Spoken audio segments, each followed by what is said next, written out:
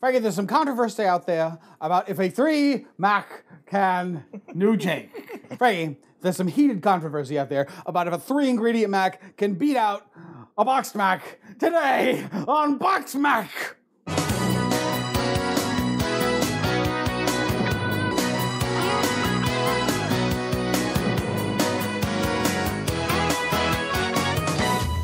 On After Hours, episode 7. A fan had sent in from Food Lab advertising a 3-ingredient macaroni and cheese. I'm gonna play a little bit of that clip right now. Okay. Here's another one of these damn things. All right. This one I looked at pretty closely and did a breakdown. This is a 3-ingredient, 10-minute macaroni and cheese. Which would you rather have, the stuff from the blue box or this? 3 ingredients, huh? No, it's actually 4, if you want to get technical. Because water's an ingredient or something? Yeah, water, salt. And look, he's got a big bright shirt on. I got a problem with that, I guess. His cheese sauce is cheese and evaporated milk. You can just add one more ingredient and get a much better product. The fact that he's using the starch from the pasta to thicken the sauce, it's going to make it a little strange. Are you just sort of annoyed by the conceit of the limited ingredient and then all you ended up doing was making mac and cheese? I think that's actually what I'm annoyed. It looks yummy. That's probably tastier than powdered cheese. It's not really it's not a bechamel at all. There's no flour and the fat only comes from the evaporated milk. So it's not going to be very, very smooth because the cheese is still holding all its fat. Are we back? We're back. A gentleman by the name of Rick Tredenick sent us a very long message. In great defense of Food Lab. Yeah. First and foremost, thank you all for the delightful entertainment that I have quietly enjoyed for as long as it's been made. Your content has meant more to me than just procrastinating distractions to get me through my brutal senior year at college. Unfortunately, I assume you have never been exposed to any of the particularly incredible recipes and food wisdom by the great Kenji López-Alt for his cooking bible, The Food Lab. I suggest at least Junt purchases it. It is spectacular. What, he thinks I don't read? He thinks you don't read. Like you have a whole bookshelf? Yeah, I got like 2 books.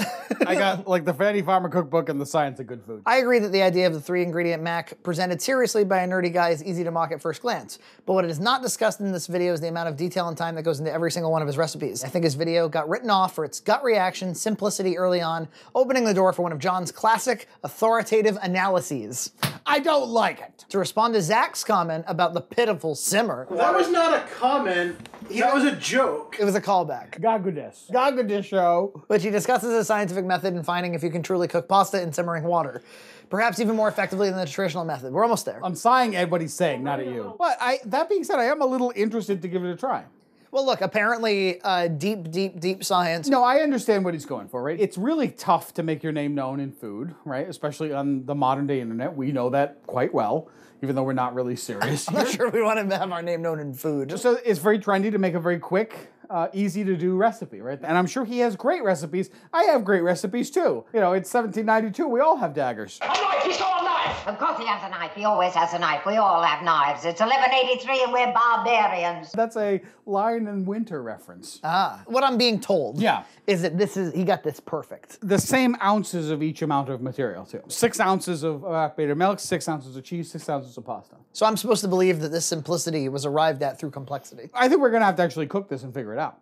Oh, I thought we were just gonna play. Today on BoxMac. We are actually gonna compare it against the blue box because, you know, the big thing is better than the blue box. I'm pretty sure it's gonna be better than the blue box. Now you tell me, which would you rather have, the stuff from the blue box or this? But I do need you to actually pull up the recipe because I don't know how much water to use. He did actually do one thing good, this guy. He put a link to his real recipe.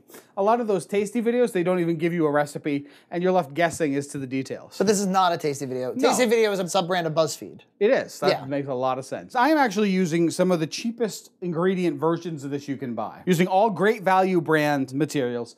And if I put a really expensive cheese in this mac, it would be a little bit better. Place macaroni in a medium saucepan or skillet and add just enough cold water to cover.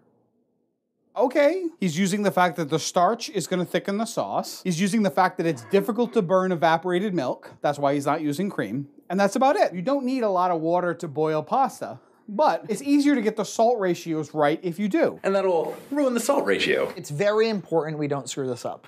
I don't want to come back to this thing. You never want to be here again. I don't want to be here ever again. So I'm going to read to you the 2 instructions. There's only 2 instructions. Okay. Add a pinch of salt and bring to a boil over high heat, stirring frequently.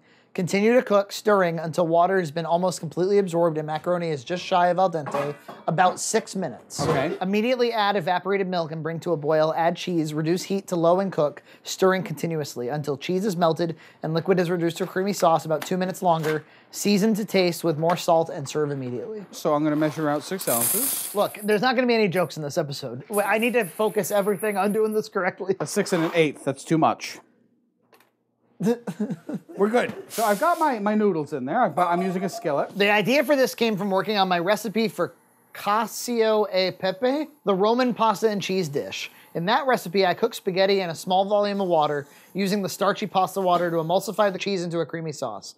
I wondered if the same thing would work for an American-style macaroni and cheese, using a much higher ratio of cheese to pasta and using cheddar in place of pecorino. Frankie, I'd like your professional opinion as if this is covered or not. Maybe just a touch more? Because I see some noodles that are kind of like not. Yeah, there you go. Add a pinch of salt. Have you done that yet? Nope. Continue to cook, stirring until water has been almost completely absorbed and macaroni is just shy of al dente, about 6 minutes. Why less water? Easy, more concentrated starch, and you did make that point. You want that starch to stay in the pot as it plays a crucial role in helping the sauce stay creamy and emulsified. Without it, the cheese turns tough and greasy. The second big key was to use evaporated milk as the base liquid. Evaporated milk is a highly concentrated source of milk protein, bundles of proteins that can act as powerful emulsifying agents, which help to keep the sauce creamy and smooth. I'm getting the cheese ready here, Frankie. The recipe called, I looked this up, for a medium cheddar. And I had never heard the term a medium cheddar. But I found that Walmart does have a medium cheddar. He wasn't picky about the kind of cheese. No? He said it could have been Gruyere, it could have been... Yeah, I wasn't gonna spend $1 billion on cheese though. I don't know if there's a whole lot of point in limiting yourself to 3 ingredients. I think he's trying to simplify ingredients and simplify the time. So it's quick, like a blue box. It's simple, like a blue box. And it's much better, theoretically. Theoretically. Well, I suppose it's like if it's double as good, but 25% more work. Not to mention it's quite a bit more expensive, even with the cheapest ingredients possible. Although you could stock up a lot and probably make it. I mean, this is $4.80 a pound, this Walmart cheese. If you bought it in 5-pound blocks, you could get that down to $3.50. It'd be awfully hard for him to surpass Cracker Barrel. I'll tell him that right That's now. right, and you are still more expensive than Cracker Barrel with this. And Cracker Barrel, it's a deluxe. It doesn't get any easier than a deluxe. That's right. It is thickening already. Because the starch is supposed to do that. That's right. But we want it to be just a little past al dente, he says. Before al dente. Or before al dente? Maybe you should check one more time to make shizzle. Just shy of al dente. So this is already boiling off pretty good. We got 2 minutes left, it says, because the water is almost completely gone. Immediately add evaporated milk and bring to a boil. Wow, the water is just about completely gone. We should probably sample a noodle right about now. Yeah. It's quite al dente. It's tough and not that fair. Okay, here's the evap milk coming right in. Bring to a boil, then add cheese. Milky.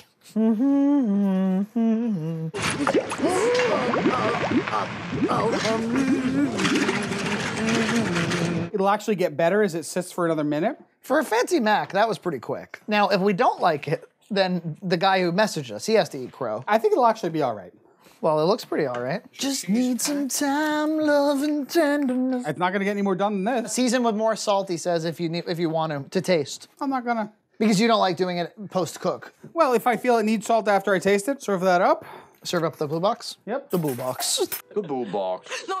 Oh, tell your captain what happened. Let's try the blue box first. Basic. I like it. I think it has a rich cheese flavor. It's pretty good. It's better than most Macs. Watery. All right, here we Here go. we go, 3 ingredient. It looks awesome. The pasta's not done. The cheese flavor is real good. It is. It's really good. But yeah, just the pasta just needed to be cooked a little longer. But otherwise, this is pretty solid. My note would be to add a little more water. Where did Angry Kirby come from? Give it a try, Zachary. What do you think, Curbs? You got a plate? You don't like it? I feel like the noodle is too separate from the cheese, which I feel like should not be a criticism, but it is to me for some reason. There is, in fact, no butter in this, which is the 4th ingredient I would add. It's a little grainy. That's from the cheese not really being bound. Probably because the noodles are a little undercooked. That some of the starch wasn't released, and I think butter would Smooth it out. You wouldn't even need much either. Flavor-wise, it's pretty good. I just wish that we'd cooked the pasta the right amount. It's look how like sort of gooey it is. The blue box is kind of fault-proof, right? You really can't mess it up. A smoothing agent might be necessary. I also actually think that it needs a little bit of salt. You're gonna give a little more salt in there. We're gonna stir it. Okay. And then everybody's gonna try it one more time. Look how gummy it is. Well, that's bound to happen in this. If you let it sit too long, the sauce can thicken up, but don't worry, a little splash of water will loosen it right up again. As it's thickening a little more, the starch is setting again. Salt surprisingly didn't help it for me. No, I don't really taste any difference. Let's see what Zach thinks. One more time with Zach. Yeah, I mean, I don't think that extra bit of salt really did much. Look, I get the idea, the concept. It actually does work. It does come together. Do we like the blue box better? Is that even possible? No, I like the other one better. Well, I mean, it does have real cheese. Yeah, the chemicaliness comes through on that blue box. Once you have your palate. My takeaway is that this does work. It was okay. It could have been a little bit better. And again, if you're gonna make a real macaroni and cheese, put in a little bit more work, it can be even better result. Maybe he could have 6 ingredients and then everything would be 6. Yeah, I am kind of impressed though. It worked out better than I thought it would. I would go right to Cracker Barrel before this. Yeah, oh, that's for sure. Yeah. That's for sure. Look, factories already worked this out. Yeah, it was actually quite a bit of work to make sure that you were doing the right stuff at the right time. I'm sure if I did it a few times, it would be fine. Did you know this was episode 80? This is 80? Well, imagine that. 20 to go, we'll have 100. Yep. And then we'll kill you off. The character of Junt, we'll kill him off, and then we can't make any more. Yep, that's that time on BoxMac. Catch the rest of BoxMac After Hours Episode 7 to watch us read fan mail, hate mail, recipes, artwork, and lots more. Then see the moment that stunned a nation when Angry Kirby cooked fruit in a bathroom. When love puts it through the fire, when love puts it to the test, nothing kills a broken heart like time, love, and tenderness. You think your world is over, but the girls don't never get. Nothing heals a broken heart.